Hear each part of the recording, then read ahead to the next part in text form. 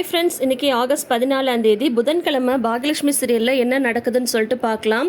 பாக்யா எழில வீட்டை விட்டு வெளியில் போ அப்படின்னு சொல்கிறாங்க. அதுக்கு என்னன்னு பார்த்தீங்கன்னா, வீட்டில் நடக்கிற பெரிய பிரச்சனை தான் காரணம். பாட்டி எழில வேறு வேலைக்கு போ, குழந்தை பெற்றுக்கோ அப்படின்ற மாதிரி சொல்லிட்டு இருக்காங்க. எழில் அவரோட லட்சியத்தில் தான் அவர் ஃபோக்கஸ்டாக இருக்கார்.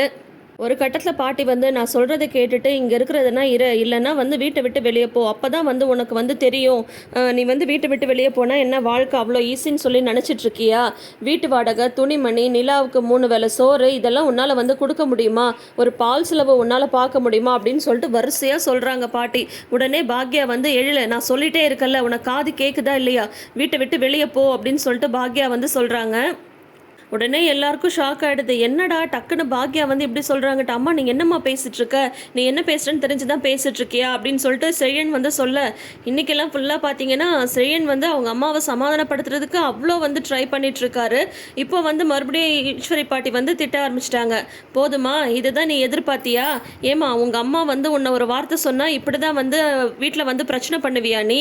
எழில் இது வரைக்கும் என்னை எதிர்த்து ஒரு வார்த்தை கூட பேசினதே இல்லை. ஆனால் இன்னைக்கு அவன் இந்த மாதிரிலாம் பேசியிருக்கான்னா நீ உடனே போய் என்ன சொன்னியோ ஏது சொன்னியோன்னு தானே நினைக்க தோணுது. நான் சொன்னதில் என்ன தப்பு இருக்குது அப்படின்னு சொல்லிட்டு மறுபடியும் அமிர்தாவை திட்டுறாங்க பாட்டி. ஒன்று எழிலுக்கு கோவம் வருது. பாட்டி நீங்கள் திரும்ப திரும்ப அமிர்தாவை ஏதாவது சொன்னீங்கன்னா அப்புறம் பாருங்க அப்படின்ற மாதிரி சொல்கிறாங்க. நான் சொல்கிறதுல என்னடா தப்பு இருக்குது? நான் சொல்கிறது கரெக்டாக தானே சொல்கிறேன். ஏன் வீட்டில் இருக்கிற பெரியவங்க ஒரு வார்த்தை சொன்னால் அமைதியாக போகணும்னு தெரியாதா? உடனே அதை புருஷன்ட்ட சொல்லி இவ்வளோ பெரிய பிரச்சனை பண்ணணுமா? இந்த மாதிரி பிரச்சனை வந்ததுக்கு யார் காரணம்? இவதானே அப்படின்னு சொல்லிட்டு பேசுகிறாங்க பாட்டி. தாத்தாவும் எவ்வளோ தூரம் அடக்கிறாரு. ஈஸ்வரி, நீ பேசாமல் இருக்க மாட்டேன், அமைதியாக இரு, நானும் சொல்லிட்டே இருக்கேன், சும்மா சும்மா ஏதாவது பேசிட்டே இருக்க, அமைதியாக இருக்க மாட்டியா அப்படின்னு சொல்லிட்டு தாத்தாவும் சொல்கிறாங்க. நான் பேசுறதுல என்னங்க தப்பு இருக்குது? நான் சரியாக தானே சொல்கிறேன் அப்படின்னு சொல்லிட்டு ஈஸ்வரி சொல்கிறாங்க. மறுபடியும் பாக்யா சொல்கிறாங்க, உனக்கு காது கேட்குதா இல்லையா எழிலு? இனிமேல் ஒரு நிமிஷம் கூட நீ இந்த வீட்டில் இருக்கக்கூடாது, முதல்ல கிளம்பு, அமிர்தாவை கூட்டிகிட்டு கிளம்பு அப்படின்னு சொல்கிறாங்க. உடனே பார்த்தீங்கன்னா அப்படியே ஸ்டன் ஆகி நிற்கிறாரு எழில. ஏன்னா பாக்யா இப்படி சொல்லுவாங்கன்னு சொல்லிட்டு நினைக்கவே இல்லை. ஆண்டி நீங்கள் என்ன ஆண்டி பேசுகிறீங்க அப்படின்ற மாதிரி ஜெனி, செல்வி எல்லாருமே சொல்கிறாங்க. அக்கா என்னக்கா பேசுகிற நீ அப்படின்னு சொல்லிட்டு சொல்கிறாங்க. அதுக்கப்புறம் தாத்தா இப்போ ஈஸ்வரி பேசினதெல்லாம் யாரும் எதுவும் மனசில் வச்சுக்காதீங்க, போங்க எல்லாரும் போய் வேலையை பாருங்கள், அவள் பேசினதுக்காக யாரும் வீட்டை விட்டு போகணும்லாம் கிடையாது அப்படின்னு சொல்லிட்டு நீ வா உள்ளவான்னு ஈஸ்வரி இழுத்துட்டு தாத்தா உள்ளே போயிடுறாங்க. உள்ளே போனதுக்கப்புறம் நீ பேசாமலே இருக்க மாட்டியா? ஏன் இந்த மாதிரி வீட்டில் பிரச்சனை பண்ணிட்டு உட்காந்துட்ருக்க? இப்போ எழில் வேலைக்கு போகிறது, அவன் குழந்தை பெற்றுக்கிறது, அதெல்லாம் அவன் முடிவு பண்ணிட்டு போட்டுமே. நீ ஏன் இந்த மாதிரி கட்டாயப்படுத்தி வீட்டில் பிரச்சனை பண்ணிட்டு இருக்க ஈஸ்வரி? உன்னால் சும்மாவே இருக்க முடியாதா அப்படின்னு சொல்லிட்டு தாத்தா திட்டுறாங்க. சும்மா எல்லாரும் நான் தான் பிரச்சனை பண்ணுறேன்னு சொல்லியிருக்கீங்களே, நான் எதுக்காக இப்படிலாம் சொல்கிறேன்னு உங்கள் யாருக்காவது புரியுதா? எழில் யாரை கல்யாணம் பண்ணியிருக்கா? அமிர்தாவை கல்யாணம் பண்ணியிருக்கா அப்படின்றாங்க. அதுக்கு என்ன இப்போ அப்படின்னு சொன்னால், அதுக்கு என்ன இப்போவா? அமிர்தாவோட புருஷன் செத்துட்டான்னு நினச்சிட்டு இருந்தோம்ல, அவன் சாகலல்ல, இன்னும் உயிரோட தானே இருக்கான், மறுபடியும் அவன் பிரச்சனை பண்ண மாட்டானா அப்படின்றாங்க. அவன் தான் ஜெயிலுக்கு போயிட்டானே அப்படின்றாங்க தாத்தா. ஜெயிலுக்கு போயிருக்கான்னா எத்தனை நாள் போயிருக்கான்? அவனுக்கு என்ன ஆயுள் தண்டனையாக கொடுத்துருக்காங்க? அவன் இனிமேல் திரும்பியே வரமாட்டான்னு சொல்கிறதுக்கு அவன் மறுபடியும் வருவான், நிற்பான், என் பொண்டாட்டியும் பிள்ளையும் கூட அனுப்புங்கன்னு சொல்லுவான். அப்போ மட்டும் இவங்க 2 பேருக்கும் ஒரு குழந்தை இருந்ததுன்னு வைங்க, அவனால் வாயை திறந்து கூப்பிட முடியுமா? இதுதான் வாழ்க்கைன்னு சொல்லிட்டு அவள் தாராளமாக சொல்லலாம்ல. நான் சொல்கிறது இங்கே இருக்கிற யாருக்காவது புரியுதா? என்னை பைத்தியக்காரின்னு தானே நினச்சிட்டு இருக்கீங்க? நல்லா புரிஞ்சுக்கோங்க, எழிலுக்கும் அமிர்தாவுக்கும் அந்த வாழ்க்கையோட ஆதாரமே அந்த பிறக்க போகிற அந்த குழந்தை தான். அதை நான் சொன்னால் ஏன் நீங்கள் யாருமே புரிஞ்சுக்க மாட்டேன்றீங்க? சும்மா நான் திட்டுறேன்றது மட்டும்தானே உங்களுக்கு தெரியுது அப்படின்ட்டு பாட்டி சொல்கிறாங்க. அதெல்லாம் அவன் திரும்பலாம் வரமாட்டான் அப்படின்றாங்க. எப்படி சொல்கிறீங்க சொல்லுங்கள், உங்களால் உறுதியாக சொல்ல முடியுமா அப்படின்றாங்க பாட்டி. அதுக்கு தாத்தா சொல்கிறாங்க, எல்லாமே நம்பிக்கை தான் ஈஸ்வரி, எல்லாமே இப்படி தான் நடக்கும் அப்படி தான் நடக்கும்னு சொல்லிட்டு நம்ம கணிச்சு நம்ம வாழ்க்கையை நம்ம வாழ முடியுமா அப்படின்றாங்க தாத்தா. நம்ம பிரச்சனை வந்ததுக்கப்புறம் தான் என்ன பண்ணுறதுன்னு யோசிக்கிறத விட முன் யோசனையாக நடந்துக்கணுங்க, அதுதாங்க புத்திசாலித்தனம். அதை நான் சொன்னால் இங்கே இருக்கிற யாருக்காவது புரியுதா? பைத்தியக்காரி மாதிரி நான் கத்திட்டுருக்கேன், ஆனால் நீங்கள் பார்த்தீங்கன்னா அவனுக்கு சப்போர்ட் பண்ணிட்டு இருக்கீங்களே, இவ்வளோ பேசுறீங்களே, நான் திட்டுறேன்ட்டு அவன் என்னை என்னெல்லாம் கேள்வி கேட்டான். நான் ஜெயிலுக்கு போனதை பற்றியெல்லாம் அவன் இப்போ சொல்லி காட்டி பேசிட்டு இருக்கான். அதை பற்றி நீங்கள் யாராவது ஏதாவது கேட்டிங்களா? எல்லாரும் அவன் பக்கம் தானே நின்று பேசுகிறீங்க. பரவாயில்லைங்க, பேசட்டும், என்ன இப்போ அவன் என் பேரன் தானே, பேசட்டும், அது எல்லாத்தையும் பொறுத்துக்கிறேன். ஆனால் நான் சொல்கிற மாதிரி அவன் நடந்துக்கணும், அதுக்காக தான் நான் இவ்வளோ தூரம் பேசுகிறேன் அப்படின்ற மாதிரி சொல்கிறாங்க. அங்கேயும் வெளியில் தான் சொல்கிறாங்க, நான் சொல்கிற மாதிரி கேட்டு நடக்கிறதா இருந்தால் தாராளமாக நீங்கள் இந்த வீட்டிலேயே இருக்கலாம் அப்படின்ற மாதிரி பாட்டி சொல்கிறாங்க. உன்னை எழில் முடியாது பாட்டி, நீங்கள் சொல்கிற மாதிரி எங்களால் இப்போதைக்கு எதுவுமே டிசைட் பண்ண முடியாதுன்னு சொல்லவும் தான் பாக்யா வந்து இவங்க 2 பேரோட பேச்சுவார்த்தை வந்து ரொம்ப வாக்குவாதம் முற்றுதுன்னு தெரிஞ்சதுக்கப்புறம் தான் நீ வீட்டை விட்டு வெளியே போனே பாக்யா வந்து சொல்கிறாங்க. இப்போ வந்து எழிலையும் அமிர்தாவையும் நீங்கள் மேலே போங்க, அம்மாவை வந்து நாங்கள் வந்து சமாதானப்படுத்துகிறோம் அப்படின்னு சொல்லிட்டு பாக்யா வந்து கிச்சனுக்கு போனதுக்கப்புறம் செழியனும் இனியா இவங்கெல்லாம் சொல்கிறாங்க, நீங்கள் முதல்ல மேலே போங்க, நாங்கள் பேசுகிறோம் அம்மாட்ட, அம்மா ஏதோ கோவத்தில் தான் பேசிட்டாங்க, நீ வீட்டை விட்டெல்லாம் வெளியில் போகாதடா அப்படின்னு சொல்லிட்டு செழியன் வந்து போராடி தம்பியை வந்து மேலே அனுப்பி வைக்கிறாரு. அமிர்தாவும் பின்னாடியே வந்து போகிறாங்க. இங்கே ரூமில் பாட்டிக்கும் தாத்தாக்கும் வாக்குவாதம் வந்து நடந்துட்டுருக்கு. நீ வந்து பேச ஆரம்பிச்சு தான் இந்த சண்டையே வந்தது, பேசுகிறேன்னா நீ என்ன சாதாரணமாக பேசுகிற, ஏன் அந்த பொண்ணை வந்து ராசி இல்லாத பொண்ணுலாம் சொல்கிற, இப்போ உன்னை யாராவது ஏதாவது சொன்னால் நான் வந்து சண்டைக்கு நிற்க மாட்டேனா, அதே மாதிரி தான் எழில் வந்து கேட்குறான், இதில் வந்து நீ எப்படி தப்புன்னு சொல்ல முடியும்னு தாத்தா வந்து உள்ளே சொல்லிட்டு இருக்காரு. இங்கே கிச்சனுக்குள்ளார பாக்யாவை சமாதானப்படுத்துகிறாங்க செழியன் இனியா எல்லாரும். நீ என்னம்மா யோசிக்காமல் இப்படி வந்து சொல்லிட்ட அப்படின்ட்டு செழியன் வந்து கேட்குறாங்க. செல்வி வந்து சொல்கிறாங்க, ஏன்க்கா உன் மாமியார் இவ்வளோ பேசிச்சுல, அப்போ நீ உன் மாமியாரை தானே வந்து சொல்லியிருக்கணும் ஏதாவது, அதை விட்டுட்டு எழில் தம்பியை போய் வீட்டை விட்டு போன்னு சொல்கிற அப்படின்ற மாதிரி வந்து செல்வி சொல்லிட்டு இருக்காங்க. இனியா வேற, அம்மா அமிர்தாக்காவும் நிலாவும் இல்லாமல் வீடே நல்லாவே இருக்காதுமா, நீ ஏமா இப்படி சொன்ன, இப்போ நீ சொன்ன ஒரே காரணத்துக்காக தான்மா அண்ணன் வந்து வீட்டை விட்டு கிளம்புது, நீ சொல்லுமா, நீ சொன்னால் மட்டும்தாம்மா அங்கே அண்ணன் வந்து இங்கே இருக்கும் அப்படின்ட்டு இனியா சொல்கிறாங்க.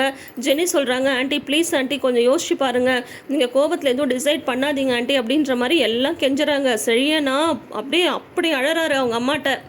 அம்மா எழில் வந்து உன் மேலே உயிரையே வச்சிருக்காமா, நீயே வீட்டை விட்டு போன்னு சொன்னால் அவன் எப்படிம்மா தாங்கிப்பான், நீ சொன்னது அவனோட முகம் எப்படி வாடி போச்சு பார்த்தல, சொன்னால் கேளுமா, என் கூட வாமா, நீ வந்து பேசுமா, அவனை வீட்டை விட்டு வெளியில் போக வேணான்னு சொல்லுமான்ட்டு அழறாரு செழியன்னு. மேலே எழில் வந்து பார்த்தீங்கன்னா வீட்டில் நடந்த வாக்குவாதத்தை எல்லாமே பாட்டி சொன்னது, நீ வீட்டை விட்டு வெளியே போனாதான் வாழ்க்கைன்னா என்னன்னு புரியும் அப்படின்ற மாதிரிலாம் பாட்டி கோவத்தில் சொல்கிறாங்க இல்லையா, அதையெல்லாம் வந்து நினச்சி பார்த்துட்ருக்காங்க. அமிர்தா வந்து அழுதுட்டு உட்காந்துட்ருக்காங்க. இங்கே கீழே வந்து பார்த்தீங்கன்னா பாட்டி வந்து தாத்தாட்ட சொல்லிட்டு இருக்காங்க, ஏங்க நான் இப்போ வந்து அவன் ஏதாவது வீட்டை விட்டு வெளியில் போயிடுவானாங்க, அவன் வீட்டை விட்டு வெளியே போக மாட்டான்ல, அவன் வீட்டை விட்டு வெளியே போனால் என்னால் தாங்க முடியாதுங்க அப்படின்ற மாதிரி பாட்டி இப்படியும் பேசிகிட்டு இருக்காங்க. இப்போது ஒரு விதத்தில் ப்ராக்டிக்கலாக யோசித்து பார்க்கும்போது பாட்டி சொல்கிற விஷயமும் ஒரு விதத்தில் கரெக்டு அப்படின்ற மாதிரி தான் நம்மளுக்கு தோணுது. எழில் அப்படின்றதுக்காக அவர் பண்ணுறது எல்லாமே கரெக்டாக நம்ம சொல்ல முடியாது. இப்போ வந்து அவர் பார்ட் டைம் வேலைக்கு போயிட்டு சினிமாவுக்கு வந்து ட்ரை பண்ணிகிட்ருக்காரு. அதே வந்து வேறு வேலையும் பாரு, உன் ஃபேமிலியை பாரு, அமிர்தாவுக்கு வந்து வேறு எந்த பிரச்சனையும் வராமல் இருக்கணும்னா இன்னொரு குழந்தைய பெற்றுக்கும் அப்படின்ற மாதிரியெல்லாம் வந்து பாட்டி வந்து சொல்கிறாங்க. ஒரு விதத்தில் யோசித்து பார்த்தா அது கரெக்டாக இருந்தாலும் அது வந்து அவங்களோட தனிப்பட்ட விஷயம். எழிலும் அமிர்தாவும் சேர்ந்து முடிவெடுக்க வேண்டிய ஒரு விஷயம். இன்கேஸ் அவங்களுக்கு நிலா பாப்பா மட்டும் போதும் அப்படின்ற பட்சத்தில் அது வந்து அவங்களே டிசைட் பண்ணலாம். பாட்டியோட கட்டாயத்துக்காகலாம் அவங்க வந்து வேறு முடிவெல்லாம் எடுக்க முடியாது. ஸோ என்ன நடக்குதுன்னு சொல்லிட்டு பார்க்கலாம். ஆனால் இப்போ பார்த்தீங்கன்னா இந்த பாட்டி பேசினதெல்லாம் வச்சுட்டு எழில் வந்து நம்ம வீட்டை விட்டு போயிடலாம் அப்படின்ற மாதிரி வந்து சொல்கிறாங்க. அமிர்தா வந்து கோபத்தில் எந்த முடிவும் எடுக்காதீங்க, அம்மா வந்து கோபத்தில் தான் இந்த மாதிரி வந்து சொல்லியிருக்காங்க, நீங்கள் அதனால் வந்து உடனே வீட்டை விட்டு போகலான்லாம் சொல்லாதீங்க, நம்ம வீட்டை விட்டு போயிட்டாலாம் இங்கே இருக்கிற யாராலையும் வந்து தாங்க முடியாது, பாட்டி எப்போவுமே கோபமாக பேசுவாங்க தான், நான் இல்லைன்னு சொல்லலை, ஆனால் அதனால் நம்ம வீட்டை விட்டு போயிட்டா பாட்டினாலெல்லாம் தாங்க முடியாது, அம்மாவாலையும் தாங்க முடியாது, தப்பு வந்து ஏன் மேலே தான், நான் வந்து கொஞ்சம் பொறுமையாக இருந்திருக்கணும், பாட்டி பேசினது வந்து உங்ககிட்ட வந்து சொல்லியிருக்கக்கூடாது அப்படின்னு அமிர்தா வந்து சொல்கிறாங்க. உன்னை எழில் வந்து எத்தனை நாள் வந்து சொல்லாமல் இருப்பா, இப்போ அவங்க பேசுகிறத எத்தனை நாள் வந்து நீ கேட்டுட்டு இருக்க முடியும், அம்மா வந்து ஒரு விஷயத்தை வந்து கோவத்தில் வந்து கண்டிப்பாக சொல்லவே மாட்டாங்க, அவங்க ஒரு விஷயம் சொல்கிறாங்கன்னா யோசிச்சு தான் வந்து சொல்லுவாங்க, என்னோட நல்லதுக்காக தான் அம்மா வந்து இப்போ சொல்லியிருக்காங்க, நம்ம வந்து வீட்டை விட்டு போயிடலாம் அப்படின்றாங்க. வேணாம் எழில்னு அமிர்தா வந்து கெஞ்சுறாங்க. இப்போ நீ வந்து ட்ரெஸ் எல்லாம் எடுத்து வைக்க போறியா இல்லை நான் எடுத்து வைக்கவான்னு சொல்லிட்டு எல்லா ட்ரெஸ்ஸையும் அவரே வந்து பேக் பண்ணுறாங்க. இங்கே கீழே வந்து பார்த்தீங்கன்னா செழியன் இனியா இவங்கெல்லாம் வந்து கெஞ்சுறாங்க பாக்யாட்ட, அம்மா ப்ளீஸ்மா எழில வந்து போக வேணான்னு சொல்லுமா அப்படின்னு சொல்லிட்டு. இல்லை நான் வந்து சொன்னது தான் சரி, என் முடிவில் எந்த மாற்றமும் கிடையாது, அவன் இந்த வீட்டை விட்டு போகட்டும், அவன் வந்து நிறைய நினச்சிட்டு இருக்கான், இந்த வீட்டில் இருந்தால் அவன் நினச்சது எதுவுமே வந்து நடக்காது அப்படின்னு சொல்கிறாங்க பாக்யா. நீ ஏமா இந்த மாதிரி சொல்கிற, பாட்டி இந்த மாதிரி பேசுகிறாங்கன்னு நீ சொல்கிறியா, பாட்டிக்கிட்ட நான் வந்து பேசுகிறேம்மா, பாட்டி காலில் விழுந்து நான் கெஞ்சுறேம்மா, எழில்கிட்ட வந்து சண்டை போட வேணாம்னு நான் சொல்கிறேம்மா, அதுக்காக எழில் வந்து வீட்டை விட்டுலாம் போக வேண்டாமான்னு சொல்லிட்டு கெஞ்சுறாரு செழியன்னு. அவன் ஜெனியும் சொல்கிறாங்க, நாங்கள் எல்லாருமே பேசுகிறோம் பாட்டிக்கிட்ட, இனிமேல் வந்து எழிலுக்கு பாட்டி எந்த பிரச்சனையும் எதுவுமே கொடுக்க மாட்டாங்க, அதுக்காக எழில் வீட்டை விட்டுலாம் போக வேணாம் ஆண்டி அப்படின்ற மாதிரி கெஞ்சிட்ருக்காங்க. இல்லை அழகாக நிலா பாப்பா வர கீழே வருது. கீழே வந்துட்டு வந்து நிலாவை பார்த்ததுமே இனியா போய் தூக்கிக்கிறாங்க. நாங்கள்லாம் தான் வந்து ஊருக்கு போகிறோம் அப்படின்னதும் யார் சொன்னாங்க உனக்கு அப்படின்றாங்க இனியா. அம்மா தான் சொன்னாங்க, ட்ரெஸ் எல்லாம் கூட எடுத்து வச்சுட்டாங்க. அக்கா நீங்களும் வரீங்களா போகலாமா, பெரியப்பா நீங்களும் வரீங்களா போகலாமான்னு கேட்கவும் மறுபடியும் எல்லாருமே ரொம்ப ஃபீல் பண்ணுறாங்க. நிலா இப்படி கேட்கவும் பாக்யாவும் அப்படியே ஷாக் ஆகி நிற்கிறாங்க. அதுக்குள்ளார எழிலும் அமிர்தாவும் எல்லாத்தையும் பேக் பண்ணிட்டு கீழே இறங்கி வராங்க. எழில்கிட்ட வந்து அமிர்தா வேணாம் எழில் நான் சொல்கிறத கேளுங்கன்னு சொல்லிட்டு வராங்க. சவுண்டை கேட்டுட்டு கிச்சனில் இருக்கிற எல்லாருமே வந்து வெளியில் வந்துடுறாங்க. பாக்யா மட்டும் கிச்சன்லேயே இருக்காங்க. பாக்யாவுக்கு ரொம்ப கஷ்டமாக தான் இருக்குது, பட் வேறு வழி இல்லை அப்படின்றதுனால தான் பாக்யா வந்து இப்படி ஒரு முடிவை வந்து எடுத்திருக்காங்க. வெளியில் போய் வந்து வாழ்க்கையை பார்க்கட்டும், அவரை நினச்ச மாதிரியே அவர் வாழ்க்கையில் முன்னேறட்டும் அப்படின்ற மாதிரி வந்து பாக்யா டிசைட் பண்ணியிருக்காங்க. இப்போ இந்த சவுண்டெல்லாம் கேட்டுட்டு பாட்டியும் தாத்தாவுமே வெளியில் வந்துடுறாங்க. பதறி போய் ஐயோ வெளியில் விட்டு போகிறானா அப்படின்ற பதட்டத்தோட வெளியில் வந்து வராங்க. அதோட இன்னைக்கு எபிசோடை வந்து முடிச்சிருக்காங்க. நேற்று பார்த்தீங்கன்னா ப்ரமோவும் வந்து ரிலீஸ் பண்ணிட்டாங்க. அதில் வந்து எழிலும் அமிர்தாவும் வந்து ஒரு லாட்ஜில் வந்து தங்கியிருக்காங்க. இனியா வந்து அழுதுகிட்டே அவங்க அப்பாட்ட வந்து சொல்கிறாங்க எழில் வெண்ணை வந்து வீட்டை விட்டு போயிடுச்சு அப்படின்னு சொல்லவும் உடனே வந்து இவர் வந்து போகிறாரு. ஆபத் பாண்டவன், அநாத ரட்சகன் கோபி வந்து போகிறாரு. போயிட்டு வந்து அது எப்படி உங்கள் அம்மா வந்து உன்னை வீட்டை விட்டு வெளியே போய் சொல்லலாம், அண்ணா உனக்கு யாரும் இல்லைன்னு சொல்லி நினச்சிட்டாளா அப்படின்னு சொல்லிட்டு நிலாவுக்கு சாக்லேட்லாம் வாங்கிட்டு வந்திருக்காரு நம்ம கோபி. அதெல்லாம் வந்து நிலா பாப்பாட்ட கொடுத்துட்ருக்காங்க.